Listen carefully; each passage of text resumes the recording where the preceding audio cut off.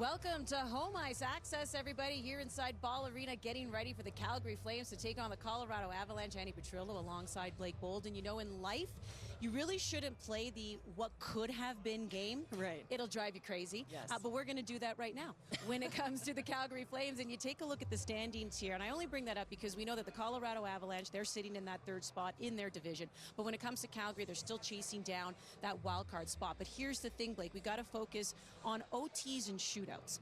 They've lost 12 of them, 10 in OT, 2 in the shootout. So this is the what could have been, because when you look at the points at their back, which is 7, if they had pulled off victories, and even just half of those, they'd be 1 point out of a playoff spot instead of 7. That is far more comfortable of ground to make up, given that they do have a few games in hand as well. And you don't want to look back. Right now we're playing that coulda, shoulda, woulda game, but it's unfortunate for the Calgary Flames, who were in that playoff contention. And when you ask Huska, he's saying there's some games that we did like, there's some games that we didn't. We let go of some things here. We got a little bit out of position. You know, you have 2 losses, one against the Edmonton Oilers in overtime when Draisaitl's scoring 2 on you, and you just got to be able to turn the page right now. It's do or die. It's cup or bust, if you like to say. And the margin of error for them is very, very small. You can't really make any mistakes. You got to try to get 2 points out of Colorado tonight. And if they want to win this game, they're probably going to want to get up on the board first so they can try to coast into this game. But they have to come out hot, especially in the Mile High City. Those are some of their OT losses there. And that's the thing, because it really is, it's a mentality thing, as we know, throughout the season. If you lose an OT, you can look at it as, and these are tight games. Sure. You're in it. Yeah. They're 1-goal games. Some of them you may have even launched a comeback. Right. But now that we're at this point of the season, I mean, you see how you can lose points. Yeah, in those games, when you're in an OT, you can think, oh, hey, we came away with a point. Maybe that looks a little good for us. But now that we're down to the wire, you're in a predicament where, oh, shoot, there's no time for mistakes, right? So we have to collectively put these wins together and figure out what's going to happen next. And that's exactly what the Colorado Avalanche have done, because they were sitting in a wild card spot for a good chunk of the season. They've looked really good coming out of 4 Nations. They've won 12 of 17. So it's great that they were able to leap over Minnesota, who's been floundering a little bit and holding on that wild card spot. But I mean, you look at what the Jets and Stars have also been able to do in their last 25 games. This is a tough division. Yeah, you've got some pretty steep competition. And when you look at what needs to happen right now, and you see Nathan MacKinnon, who's obviously having an incredible year, 100 points this year. He's basically doing everything he can, 79 assists, the plays that he's been able to make. And when I think about Nate MacKinnon, I think about the power, I think about the speed, the neutral zone entry. If Colorado wants to get home ice, because that's what they're fighting for right now, he's going to be their top guy. Yeah, that's exactly what Jared Bednar told us this morning. He's like, you know, you obviously want to be your best every single game, which then you hope turns into wins. And they did talk a lot about that home ice. But really, he says they want to like hone in on that defensive side of things. And it's not to take away from Nathan MacKinnon. He always wants to put up those points. To your point, 109 this year. He's tied with Nikita Kucherov. Could he win his first ever Art Ross trophy? But he said MacKinnon will sacrifice that if it means being smarter defensively. That's what they know will win them a series or 2 or even more in the playoffs, because they've done it before. He knows exactly what that formula is. Yeah, and Nathan MacKinnon, he shows up in those big games, in those big moments, in the evolution of his game. You see it since the 2022 Cup. So they are riding high on his ability to bring them to the promised land. And I just think that with the talent that they've had, the movements, the adjustments, the 24 players, the 6 goaltenders, like they have had a lot going on this season, and it's great for them to be in the position that they are in. But right now, they want that home ice. They do, and at the end of the day, Calgary is a far more desperate team here tonight. They have picked up points in their last 5 games, haven't all been wins. That's, again, you're dropping some points here and there, but they are taking a little bit of consolation in the fact that they have anywhere between 2 to 3 games in hand of the teams they are chasing. But that only matters if you're capitalizing on the games in hand. And of course, first up will be the Colorado Avalanche here tonight. Pretty soon the players will be hitting the ice for warm-up as you continue to enjoy Home Ice Access here on Amazon.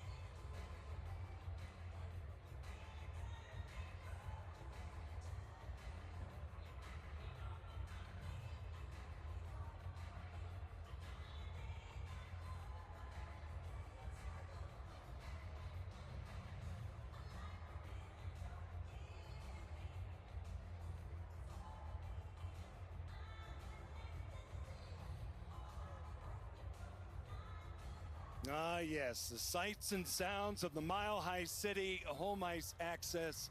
Forsey here. Hope you're enjoying all of this and a great game that we have on tap for you here tonight. So we'll start with an old saying, which is it's not what you say about yourself, it's what others say about you that's vitally important. So we'll start with a quote board here from Charlie Lyons, the then CEO of the Colorado Avalanche. The subject is Joe Sakic. Now, as you read the quote, I want you to concentrate on the last line. I'll get to it because I'll remind you, in the summer of '97, the New York Rangers offered this guy $21 million, $15 million up front to go there, and Colorado said, we're going to keep him right here because Joe is the moral centerpiece of our franchise. So keep that in mind throughout this piece. Now, we'll take you back to an unthinkable time for a young Joe Sakic as an 18-year-old playing for the Swift Current Broncos in the Western Hockey League.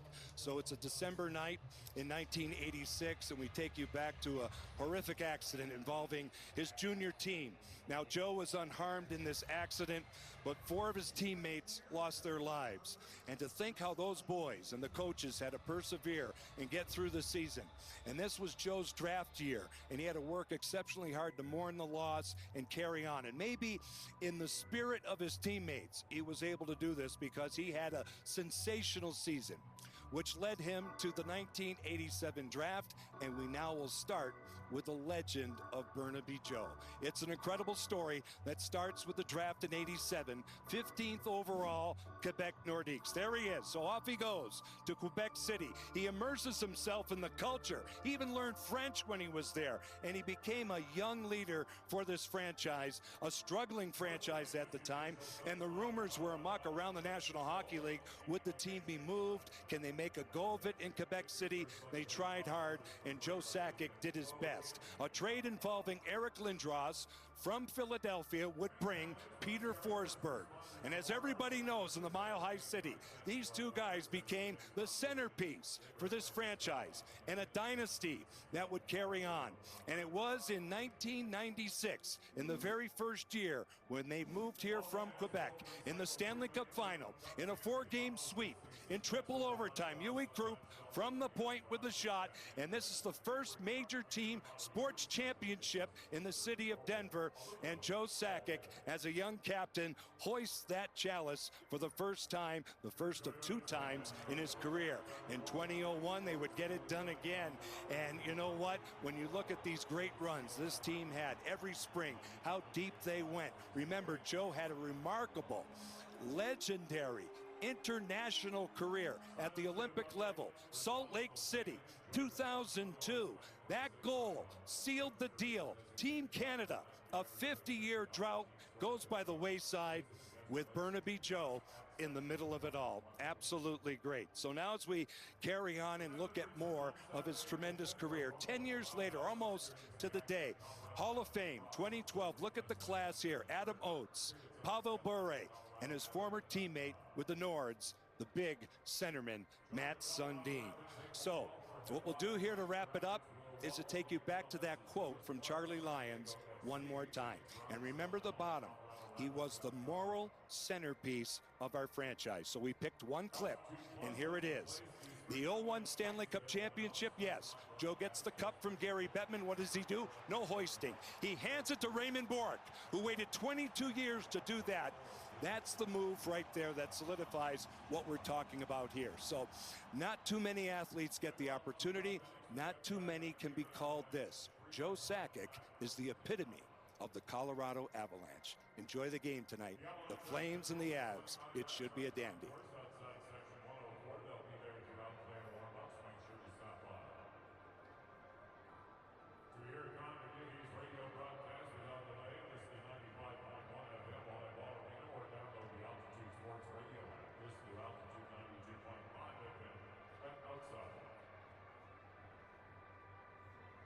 Season ticket memberships are available now for next season.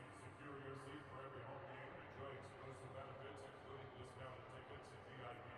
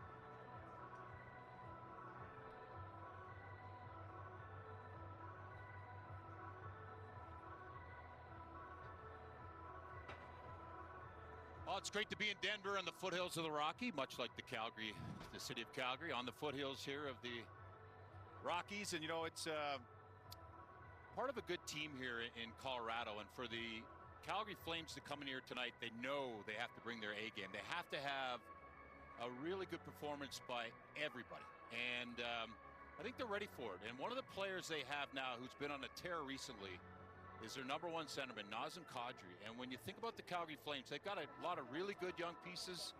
They understand how they have to play. But when you look at big game moments and big time moments, this guy has really evolved. He's always loved the big moment. He's been a little bit on the edge at times in his career. But when he was here in Colorado, you know, he really grew into a player. He had something to prove when he was traded from the Toronto Maple Leafs, a former first-round pick there. He came here and won a Stanley Cup, playing with Lehkonen, was one of the players he played with, and Rantanen. He found a role as that second-line center. What a line it was. Achieved the ultimate goal here with this team. And boy, you know, you think of his career and what he does. Every team would like to have Nazem Kadri on their team. And talking to their coaching staff, they love what he brings in the locker room. You know, the elements of leadership. And look at his numbers, goals per game especially throughout his career. It shows a maturity in the way he's kind of assessed himself and how he approaches his game. And I think that's been really important, not only for him as an individual, but for the players around him. You know, there's a certain way he approaches the game. There's a way that he carries himself. You know, he's really a leader in many ways in this locker room. And now he's getting results. And the key to these plays is the finish. You know, there's a lot of big moments where you can be in the battle and you see a lot of players get close. But right now he's got an attitude, understanding the importance of these games to finish. So that kind of attitude that he brings to the Calgary Flames permeates to a lot of these young players. And for him tonight, he has got to bring it and maybe dust it up, stir it up a little bit here against his former team, the Colorado Avalanche. I'm excited for this one. All in one, they are jumping up on the bench, they're high-fiving each other. Yeah! Yeah! No one really gave them a chance. Good luck. Yeah, good luck, guys. What a hell of a race. Good for you guys. Can't wait for tonight. Yeah. Just kick some ass. Hey, do you guys want to do the lineup again for us tonight? Awesome card! Yeah, Matty. We get it up to Weegsy quick on your side, Frosty. I'm wide open. Up and over. Got it, baby. Let's go. Snap it back. We'll f***ing jump for you. Are we f***ing kidding? Are we kidding? You can punch first. Okay. Don't wait for it to, let's see what they're going to do in this building. I'd rather not take one in the beak. I'd rather f***ing throw one in the beak, and then you go from there. Yeah! There you go!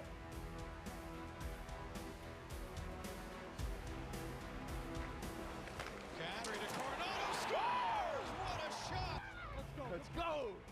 Fast, boys. We're playing fast. You're useless! Hey! Useless! Useless! I wish I was that mature to apologize that nicely. That was great. Holy nacho. Oh. Yeah! You can't let seasons like this, when you have a group like this, go to waste. Attaboy, Miro! Attaboy, Miro! What a shot!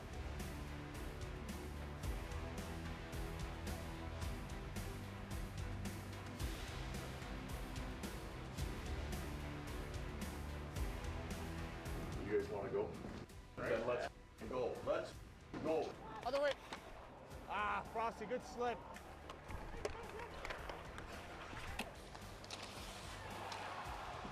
Matty Superstar! 900. Wow!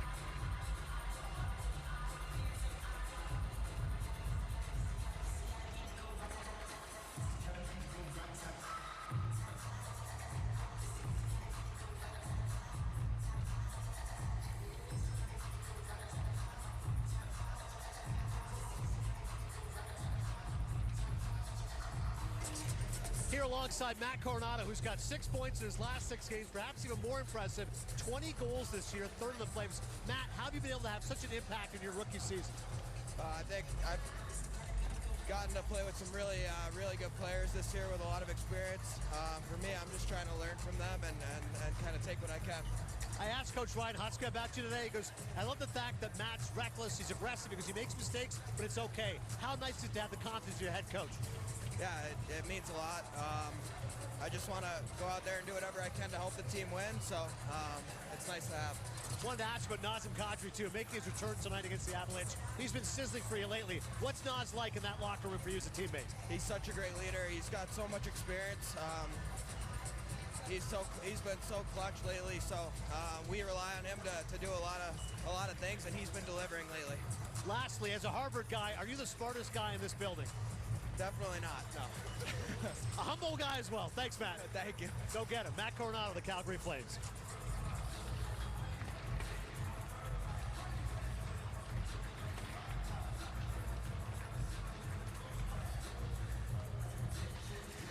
Thomas Hickey down here from ice level. Hope you guys are enjoying home ice access. And I've got a seat tonight to watch some great defensemen. And I think there's 2 guys that stand out to me. Going to be the most important guys on the ice. One's Cale Makar, and the other's Mackenzie Weegar. And completely different players.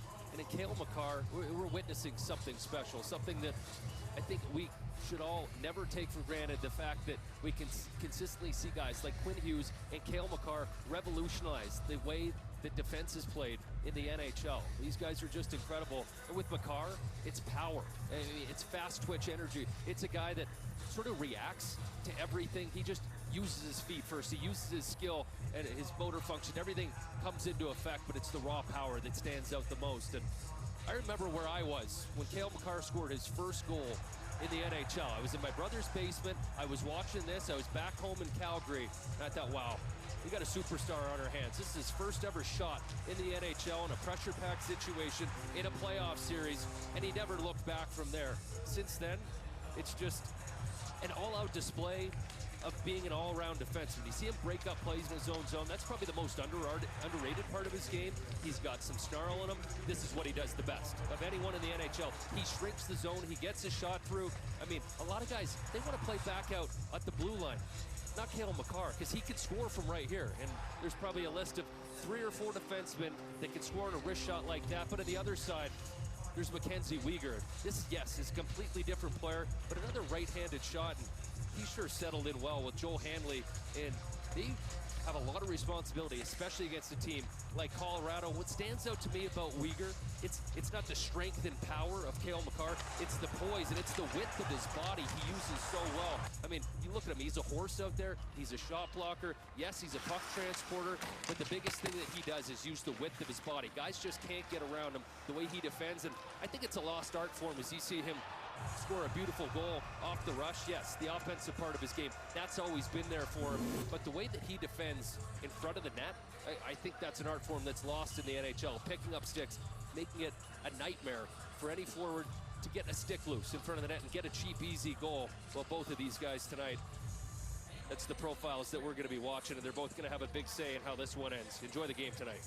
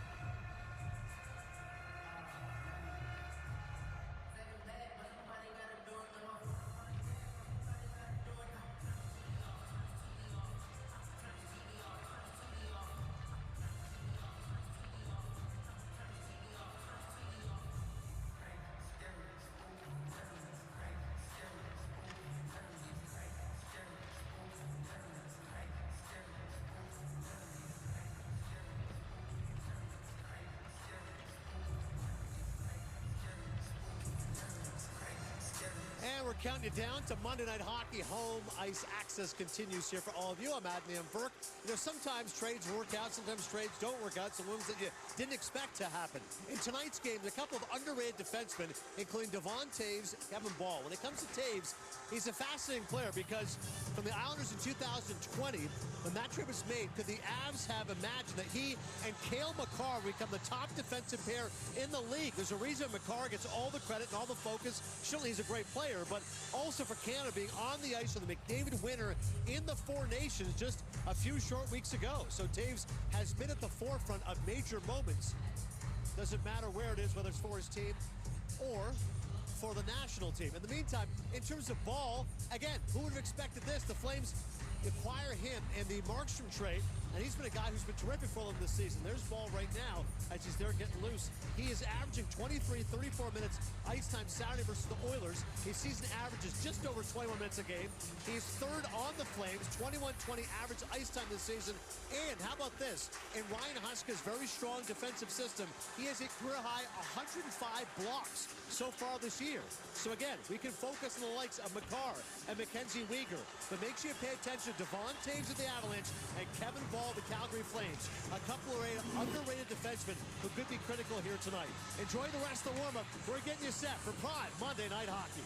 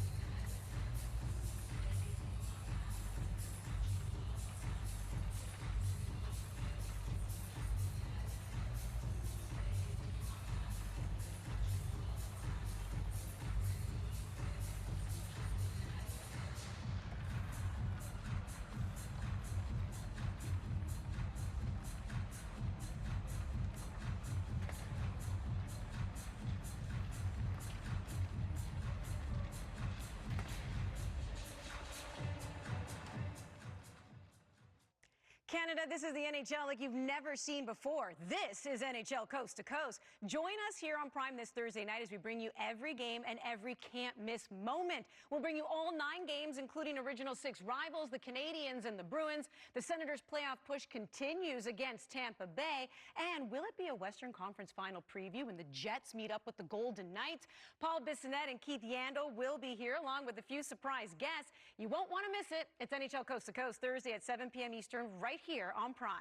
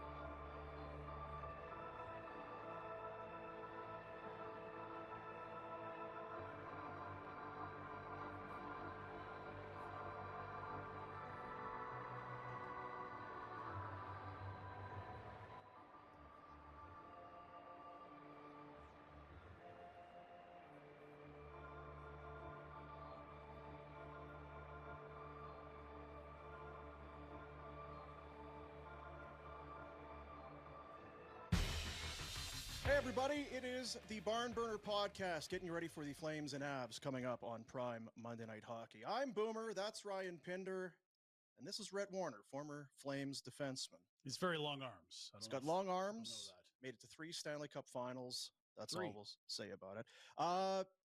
Big game tonight for the Calgary Flames. I don't know for the Avalanche. It must be great when you know you're in the playoffs. You don't ever have to sweat. Did you ever have that in your career where you just knew around Christmas, it's just a matter of where we finish? Is it home ice or not? We had Hasek one year, so that did help. Yeah. Having a goalie is a good thing. Because in 04, you guys had to keep going and going. It was like it's deep into spring before this is going to happen. Plenty grinding, trying to get into the playoffs. They're grinding right now, Dean. They are grinding. Yeah, it doesn't look great. Looks great for Colorado, though. It looks just fine. It looks like they'll be locked in. We'll see what happens here over the next week and change, but it's probably a Avalanche Stars first round. There is that. Nice to be in, less nice to face the Stars in round one. It feels like a Western Conference final, maybe. Yeah, it is. Yeah. Flames have not had good luck this year. They are 0-2 against the Avalanche to this point. This is probably not what the doctor ordered when you absolutely need points to stick in a playoff race. Yeah, 3 cup contenders in a row, Dallas and then Edmonton, now Colorado, and then the back-to-back tomorrow in Utah on the road with more travel, 3 and 4 nights. Tough stretch for a team that is in full chase mode. It's pretty amazing what what Colorado's been able to do this year. Just completely overhaul their entire roster. 2 new goalies. They get Lindgren. They've changed the back end. Centers. Amazing. And part of that was they got lambasted by the hockey world for the trade of Mikko Rantanen, which has turned out just fine, as it turns out, as Natchez has been a point-per-game guy. Seems like Joe might have had a clue as to what he was doing. Yeah, they figured it out. So the guys that knew Rantanen the best knew what they were doing. Weird. And for Marty Natchez, maybe a bit of a slow start, but point per game and whatever. If he does re-sign there, it's going to be for far less than what. Got a year left anyway, yeah. I mean, they could talk this summer. He's quick. He fits in. This team, they've always loved skating. Need some guys like this. Where they Avs want to we take a few of these guys, like all these superstars? Well, Joe came up to Alberta and stole Makar from us. He did steal Makar. We'll talk about that. The thing, for people that aren't, we talk a lot on this show that we do about how do you get star players. You need to pick high. And you're not always guaranteed a star. Sometimes the first overall pick is a good player. Yeah, maybe you nail Yakupov. But for the Colorado Avalanche to have Nathan McKinnon there the 1 year that you bought him out, he has been a superstar and just seems like he's getting better as he's really the toast in the league again. Desperate to win all the time, every time. Yeah.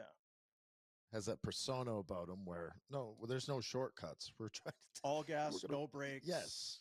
And he's one of a few superstars. Like Rantanen's a guy that they get at the top of the draft. Cale Makar, very high pick that, at the time, everyone, like, how many teams pick that don't choose him? That's wild. I mean, Haskin, a good player, but still Cale Makar. Like, that's all their core is guys high in the draft. Even Val Nichushkin was a guy that went high to Dallas, and to go back to the cave for a bit, but this core's built on guys taken in the top dozen. And Cale Makar didn't go first overall. Didn't go second overall. He was fourth. We'll get into it. He's 26. He's won a Hobey Baker. He's won a Cup, a Calder, a Conn Smythe, a Norris. Every time there's an accomplishment. He's a Four Nation champion too, isn't he? Whatever that is. So Bobby Orr, Nick Lidstrom, he's a Hall of Famer at 26, and he's from Calgary. It just feels like rude. Do you remember how rude it was when he had to really upset the apple cart when he got into the league? The heavily favored Calgary Flames as a 1 seed got a silly wild card. Don't worry about this. In round 2, the Flames will well, hang on. Game 3 of that series, 3 days after your aforementioned Hobey Baker, Cale Makar rolls in, scores the game winner, and then played 20 minutes the next night, 19 in Game 5 that eliminated the Flames, ended up +4, 2 points in 3 games, and we in the media were worried, looked like the best player in we were worried is this, to come in and play your first action. Boy, that's a lot in a playoff series, a lot to ask a kid. Real big jump. Left no question to the imagination as to whether he could keep best up. Player on the ice by far. So Cale, come home. We just need Cale. Look, you got 2 years left there. Enjoy your time in Denver. We miss you. Really enjoy it. We love you. We'll be ready when that new rink's ready. We also love Adnan Virk. Yeah, Adnan's going to be between the ringside reporter. Be safe, Adnan. Helmets on. Andy Petrillo, Adnan Verk, getting you ready. Flames and Avs coming up on Prime Monday Night Hockey. It's coming up next. Come home, kid.